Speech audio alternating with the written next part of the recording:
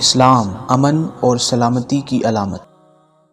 قوم سمود کا مسکن تبوک اور مدینہ کے درمیان مدائن صالح یعنی ہجر میں تھا۔ انہوں نے قوم کو بتایا، اے لوگو، تم آدم کی اولاد ہو۔ حضرت آدم علیہ السلام کو مٹی سے پیدا کیا گیا تھا، اور تم یہ جو کھاتے پیتے ہو یہ سب اللہ ہی نے پیدا فرمایا ہے۔ اس نے تم کو پیدا فرمایا، تمہیں سوچنے، سمجھنے، دیکھنے، چلنے پھرنے کی طاقت عطا فرمائی، تم کو زمین آباد کرنے کی صلاحیت عنایت فرمائی۔ اللہ نے مجھے نبوت عطا فرمائی کہ میں تمہیں راہ راست پر لاؤں۔ حضرت صالح علیہ السلام نہایت عابد و زاہد انسان تھے۔ دعوت حق سے پہلے اہل سمود ان کی بے حد عزت و احترام کرتے تھے، لیکن جو ہی آپ علیہ السلام نے نبوت کا اعلان فرمایا، قوم سمود نے آنکھیں پھیر لی اور انہوں نے حضرت صالح علیہ السلام کو جھٹلانا شروع کر دیا۔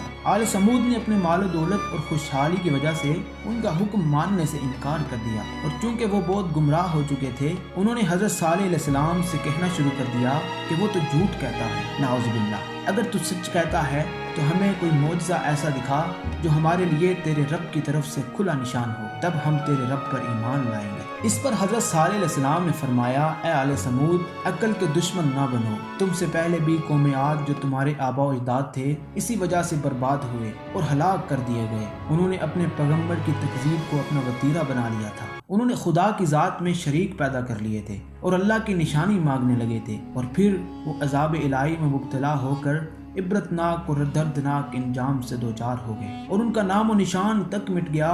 تم لوگ سیدھے راستے پر آ جاؤ، نیکی اور بلائی کا راستہ اللہ نے مجھے پیغمبر بنا کر بھیجا ہے تاکہ میں تمہیں سیدھی راہ دکھاؤں اور تمہیں اللہ کے غضب اور قہر سے آگاہ کروں۔ لیکن بجائے اس کے کہ وہ سیدھی بات پر آتے، ان کا مطالبہ شدید ہوتا گیا۔ حضرت صالح علیہ السلام نے سمجھایا کہ اے قوم سمود، مجھے اللہ نے تمہاری رائے ہدایت دکھانے کے لیے بھیجا ہے تاکہ تم فلاح پا سکو۔ معجزہ نبی یا پیغمبر کا ذاتی فعل نہیں ہوتا، بلکہ اللہ کی مرضی ہوتی ہے، جو چاہے سو کرے۔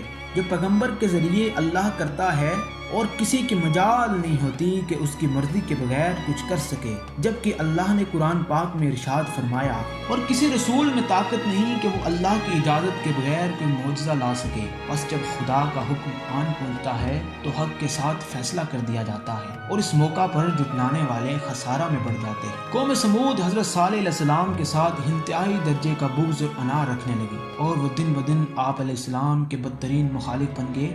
آپ کی بیرا روی اور گمراہی بڑھتی چلی گئی، اور ان میں سے چند کمزور اور غریب لوگ اسلام لے آئے، لیکن قوم کے بڑے بڑے سردار کاہن اپنے موقف پر اڑے رہے۔ وہ کھلے بندوں حضرت صالح علیہ السلام کا مذاق اڑاتے اور کہتے، اے صالح، اگر ہم جھوٹے ہوتے یا ہمارے دیوتا ہم سے ناراض ہوتے تو آج ہم مال و دولت اور اولاد، پھل اور باغات خوشحال نہ ہوتے۔ یہ شاندار محلات جن میں ہم رہتے ہیں، یہ سرسبز کھیت کھلیان، پھولوں اور پھلوں سے لدے باغات، میٹھے پانی کی نہریں، دریا، چرند پرند، یہ سب تمہارے خدائے واحد کی نہیں، استغفر اللہ، ہمارے لیے ہمارے دیوتاؤں کی دین ہے۔ ذرا تو اپنے آپ کو دیکھ اور اپنے ماننے والوں کی حالت ذرا دیکھ، ہمیں تو ترس آتا ہے ان کی غربت اور بدحالی پر۔ ان حالات میں تو خود بتاؤ کہ اپنے خداؤں کے پیارے ہم ہیں یا تمہارے خدا کے تمہارے پیروکار ہیں۔